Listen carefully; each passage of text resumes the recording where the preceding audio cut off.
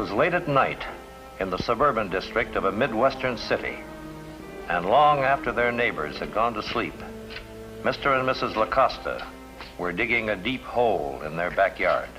It's just crazy, Paul. It's just crazy putting all this money in the ground. Where else can I put it? In a savings bank? Where it can be traced by the Treasury agents? Or in a bank vault? People can find out about that, too. You want the income tax people to find out what I've done? Oh, the whole neighborhood will find out if you don't keep your voice down. Well, all right, then. Leave me alone. Now, give me that and let me get finished. Honey, please. Why do we have to bury all of it? Couldn't we just keep half of it for ourselves? There's so much we could do. There's so much we could... We can't do anything, Marie. I've told you 100 times we can't spend this money. We can't even touch it. What good is it, then? What good is money you have to keep in the ground? In order to avoid the full payment of income taxes, there are many people in this country who will go to great lengths to conceal their wealth and their earnings from agents of the Internal Revenue Service, even if it means depriving themselves of the use of that money by burying it in the ground. And now, in my role as Chief of the Intelligence Division, Internal Revenue Service, I want to tell you about just such a case in which a man waited 5 years to outsmart the Treasury Department, only to learn that he had outsmarted himself. This is Treasury File 3192, Internal Revenue Service. The case of the buried treasure. 5 years, Paul. 5 years. It's like a lifetime. When you first buried that money out there, I figured it'd be 1, 2, 3 at the most. But 5. Oh, well, you quit talking about it all the time. Every night I come home, it's the same thing. That money out there. Money, money. I can't even eat a decent meal without being reminded of it. I've told you 1,000 times it's not safe to dig it up yet. Why isn't it safe? How much longer do we have to go on like this? Living like we didn't have a dime. Never buying anything decent for the house. Never going anywhere, wearing the same old clothes. I can't even have my teeth fixed because you won't let me spend $100. We can't spend more than I make, Marie. We can't afford to attract attention. Why, if you buy new clothes or fix the house up, people will talk. And if the income tax people find out we've been spending a lot of money, they'll wonder where it came from. They'll start checking on me all over again. How can they check? How many times can they go over your returns? How do I know what they can do? You know what happened before when we buried the money. Every other week they kept calling me down there, checking my books, asking me questions, wanting all kinds of information. It was different then. You ran a gambling joint. You had lottery games and slot machines. They didn't trust you. Well, so why should they trust me now? Because you're legitimate now, Paul. You run a legitimate dry goods store. They're not watching you like they used to. No. Well, every day you read in the paper about guys that get caught. Guys like me that gypped on their income tax. They go to jail for what they did 3 or 4 years ago. I don't care, Paul. I don't care anymore. I can't go on like this. Waiting, worrying, knowing we got all that money out there and not being able to use it. For 5 long years I've waited, Paul. Now I want some fun. I want some nice clothes. I want to take care of my teeth. We got a fortune in the backyard, and I can't even bite into food because...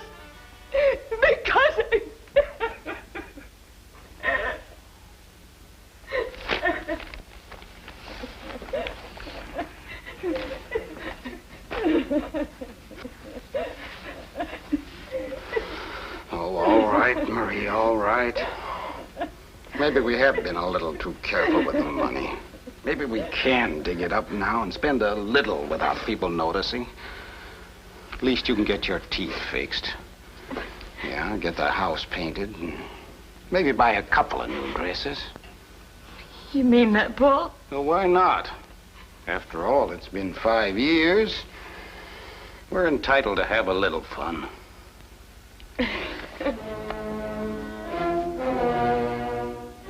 And so, after 5 long years, the money which Paul LaCosta had hidden from the world was brought up from the earth. Only remember, we're not going to spend all of this. I just said we could use part of it, maybe $1,000 or so. Yeah, I know. Yes, and we got to be careful about how we spend it. No charge accounts in the department store. We got to pay cash for everything we buy. All right, Paul. How many times are you going to tell me? Yes, well, I just want to make sure. You know, after all these years, What's the matter? I don't know. Some kind of moss or something all over the wrapper. Moss? Yeah. Look, the same kind of stuff's on the bills. What is it? Won't it wipe off? Careful. They're all soggy. There's little black holes in them. Well, is it in all of them? Maybe it's just the top one. No, they're all like this. All stuck together. Something must have gotten inside the bag, some kind of mold. Oh, Paul. Oh, be careful, will you? They'll rip. They'll fall apart. They're still good, aren't they? I mean, it's still good money. Sure, they're good. Only what can you do with them? How can you handle bills like this? How can you buy anything with them? Now look, they come apart if you hardly touch them. Well, other people have gotten damaged bills before. What do they do with them? Doesn't the bank take them? Won't the government give us new ones? You want me to go to the government with these? You want me to tell them what we've been doing? Well, you don't have to tell them what Don't be a fool. You bury money in the ground, it's for one reason. It's because you've been hiding it. Now, don't you think they'd know that? But they wouldn't have to know how much How much? I can't tell them we've been hiding anything. You want them to search this place? What are you going to do? Oh, shut up, will you? Give me a chance to think a minute. 5 years we waited for this money. 5 years we left it in the ground so we wouldn't have to pay taxes. And now what happens? We can't even use it. We gotta use it, Paul. We gotta hold it together some way. With paste, with tape. If we can't go to the bank, we gotta exchange it. We gotta cash it in the stores a little at a time.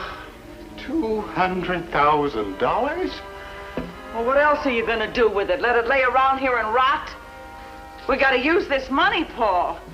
After all these years, we just gotta use this money.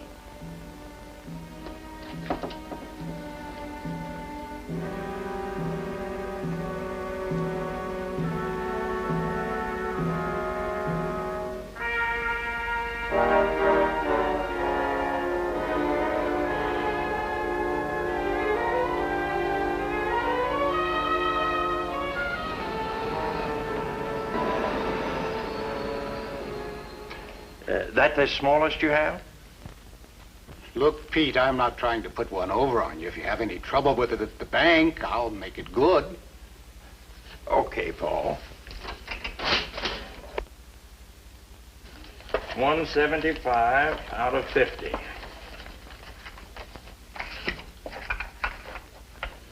There you are. Thanks, Pete. See ya. Encouraged by the successful transaction at the drugstore, Paul and Marie began to spread the buried bills around town. Within 2 months, they disposed of $3,000, receiving merchandise and other currency in exchange.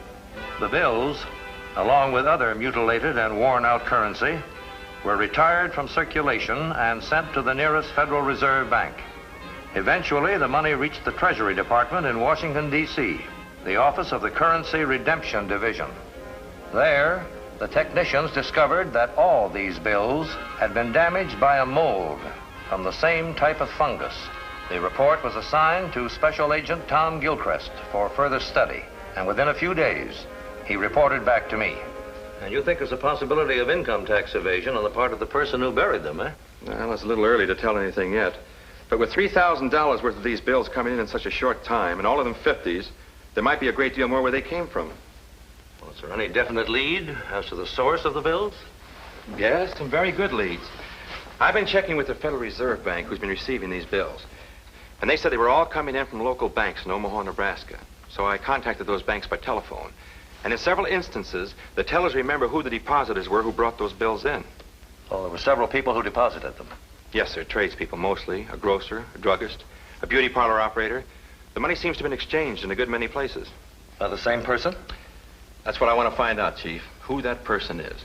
And why he's going to all the trouble to try to cash these $50 bills. Especially when the Currency Redemption Division will be glad to redeem them. Well, all right, Gilchrist. And your next stop is Omaha, Nebraska. Gilchrist visited several of the people who had deposited the mutilated bills at banks in Omaha, and from them, he learned that the money had come originally from two respected neighbors, Paul and Marie LaCosta. More? Do you think it's safe to pass any more of these bills? Well, what else are we going to do with them? Wait till they get so bad we can't even patch them up? All we've passed is $3,000 worth. Yeah, but we've been to every store in town. Oh, we'll go around again. We'll go to different towns. There's still $197,000, Paul. $197,000. Do you want it to go to waste, or do you want to see if we can't get some of it back? I don't know what I want, Marie. These last couple of weeks, I haven't even been able to think straight, like there was something buzzing around in my head. Stop feeling sorry for yourself. All that money, Marie. All the work I did to get it in the first place, taking chances with big-time gangsters, breaking the laws to pile it up and then not using it for 5 years. That money was me that was in the ground. Yeah, we lost 5 years, Marie. 5 years out of our lives. Will you stop saying we lost it? We can still get most of it back if you'll just stop sitting there holding your head. Well, come on. Change a couple of more bills. And get something for those headaches of yours. I can't do this all alone, Paul.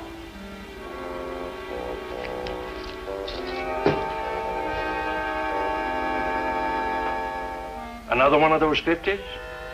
You have any trouble with the other one? Not at the bank. But there was a man in here today from the Treasury Department. What do you want? He was asking about that other 50. I told him you gave it to me. Oh, look, Pete, yeah, there's just the right amount of change. No use bothering you with such a big bill. Hey, you forgot your pills. His name is Paul LaCosta, and for the past few years he's been operating a dry goods store in Omaha, Nebraska. And both he and his wife have been passing these bills, eh? Well, yes, sir. What's the story on their tax returns, Gilchrist? Well, sir, about 5 years ago, LaCosta and his wife operated an illegal gambling casino. Before they were closed down, it was thought they made a good bit of money. Did you run a check on them? Yes, sir. They were under investigation for over a year after the casino was closed. And although their books always appeared to be in order, the tax examiner was suspicious enough to order a preliminary investigation, and one was actually made. Oh, yes, I see the report here. Well, that's the first one, Chief. And evidently, LaCosta wasn't living beyond his means when that report was made. So after 3 periodic checks in his financial status, the investigation was dropped because of lack of evidence. However, at this time, I recommend reopening it. By all means, Gilchrist. Track down some of his old employees at the casino and some of his old gambling friends, because the bills themselves may not be enough, unless we can prove that he's got a great many more of them. In an effort to find out a good deal more about Paul LaCosta's hidden earnings, Agent Gilchrist checked the employment records of the gambling casino which LaCosta and his wife formerly operated. Finding these former employees and attempting to obtain information from them was a thankless and not too successful job. However, Gilchrist did manage to learn from one former employee that LaCosta had one source of income which had never appeared in his tax returns: a numbers lottery, which was operated on a strictly cash and unrecorded basis. Hi, Paul. What's the matter? Oh, it's that buzzing again. It's my ears. It's there all the time now. Like there was a switchboard in there. Somebody was ringing my number. Paul, you've got to get some sleep. You don't get enough rest anymore. Even when you're in bed, you just lie there with your eyes wide open. Or you keep tossing all night long. It's ours, Marie. They can't take it away from us. Take what away from us, Paul? What are you talking about? The money. I've been trying to figure it out, how we can patch it up so it won't look like there's anything wrong with it. If we could just fill in those holes with something, if we could just make it look right, well, then we could take it away someplace and spend it, just like we always figured we were going to. Paul, you gotta stop worrying about it. I'll take care of the money. No, I'll get it fixed up, Marie. I'll figure out a way to make it look like new. Look, I got a better way of unloading it. What do you mean? I thought of it on the way home. Instead of exchanging it ourselves, we sell it to somebody else and let him exchange it. I don't get you. Who'd buy money from us, money in this condition? Who'd want to take a chance on redeeming it? For a profit? Why not? In the old days, we used to know lots of people who'd go for a deal like that. How about some of those hoods and confidence men that used to come into the casino? How about Harry Jasper? He'd take a commission on any kind of a job. He'd take your right arm, too. Well, we'd have to pay him something, Paul. It'd be worth it. For 15 or 20%, he might be able to get rid of every bill we got. No, I'll get rid of them, Marie. I'll figure out a way to make them look like new. Paul, will you stop talking like a fool? A man like Jasper can help us. I'm gonna go see him. I'm gonna find out where he is and try to make a deal with him. Now, wait a minute. It's the best way, I tell you. Right now, it's the only way.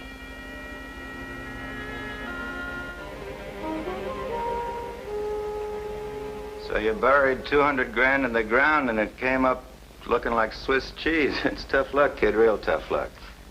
Should have come to me instead of burying it. I'd have invested it for you in one of my enterprises. Well, we weren't looking for an investment, Harry. We were just trying to keep what we had. That's what we're trying to do now, keep it. Most of it, anyway. Yeah, and you want me to take some of it off your hands, huh? As much as you think you can handle. It's as good as gold, Harry. Not quite. There's a lot of work involved getting rid of this kind of dough. You gotta have a lot of passes spread it out. It's like a counterfeiting deal. Otherwise, you could get into a lot of trouble. Well, you've organized a lot of deals like this, Harry. You organized the numbers racket for Paul when we had the casino.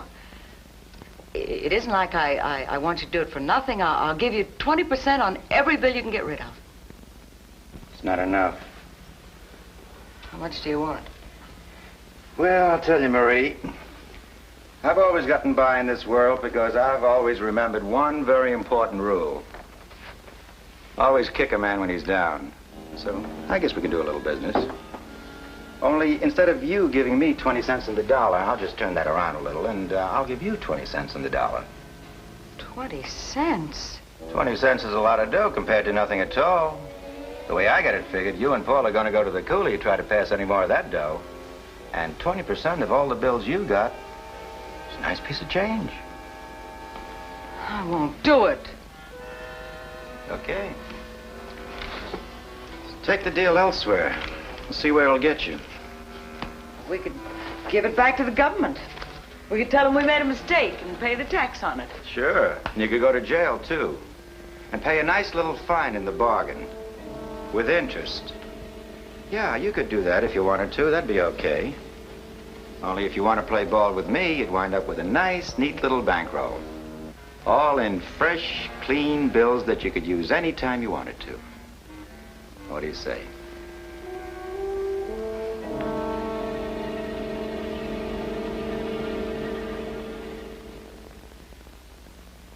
You'll take all of it? Well, not in one hunk. You can bring me 50 grand as a start. I'll see how it works. If it works out okay, I'll take the rest. All right. It's a deal.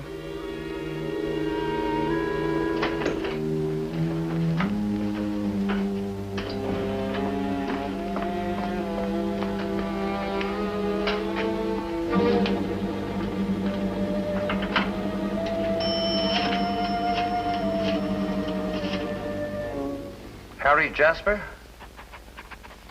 Yes, I'll see what I can find on Jasper and send it to you. No, currency redemption hasn't turned up any more of those patched up 50s, but with this new development, there could be some action. Well, stick to it, Gilchrist, and continue the surveillance on the Lacostas. Marie, you didn't. You couldn't give him all that money, not for 20 cents on the dollar. He paid in cash, Paul. $10,000. $10,000 that are good that we can use. And there'll be almost 30,000 more if it works out right. Right. How can it be right to give away all that money for 1/5 of what it's worth?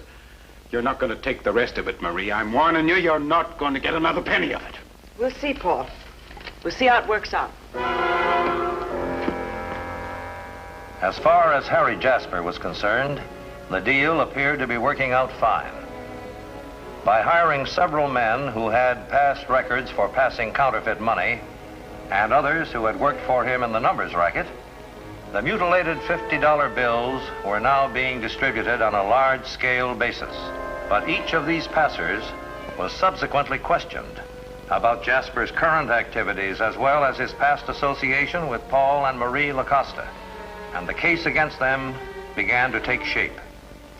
Meanwhile, the Lacostas had an unexpected visitor. Hi, Harry. You want the money? You want us to give you the rest of the money? That's right, Marie. You crook, you dirty crook. We won't sell it to you. Besides, I got a way of fixing it up now, like new. Don't listen to him, Harry. It doesn't work. It does, I tell you. Just as soon as I get it perfected, it'll look just like new. Paul, will you please bring out the rest of the money? I won't sell, not for less than 90 cents on the dollar. Don't listen to him, Harry. He doesn't know what he's doing anymore. Oh, I'll have no dealings with this man. Paul, if we give him the rest of the money, he'll pay us $30,000. Wait a minute. I didn't come here to buy anything. That money has to be destroyed. Destroyed? What for? Because we're all in a jam, including me. On account of those patched up 50s that I bought from you, those Treasury boys are going to use that evidence against me. Why? What happened? Look, I spread over 100 of those patched up 50s all over the country. No kickbacks. Everything went smooth. And then it hit me. What? Why do you want to destroy the rest of the money? I got a letter in this morning's mail from the United States Treasury Department. Internal Revenue Service. About us? Not a word about you. Just a polite little request asking me to come in and answer some routine questions about my tax returns for a few years ago. About the years you worked with Paul on the numbers? Yeah, the years you made 200 grand that you buried in the earth and it came up full of holes. You gave them positive evidence that you had money hidden somewhere. And I'm in the middle of it all. They'll know I made plenty too. What are you going to do? First, I'm going to get my hands on that rotten money of yours and burn it up. Now hand it over. Burn it. You're not going to burn my money. Look, it's the only chance for both of us. We can't give them any more evidence. If they find that money here, we'll all go to jail. It's mine, and you're not going to get your hands on it. Don't be a fool. I'm trying to save you from a stretch. Paul, give him the money. No, I won't do it. I'm afraid you'll have to, Paul. You didn't make any dough on any numbers deal with me. Now, where is it? In the kitchen, in the flour canister. Move. You'll have to kill me first. Oh, don't be a fool. What's that? United States Treasury Department. Open the door, please.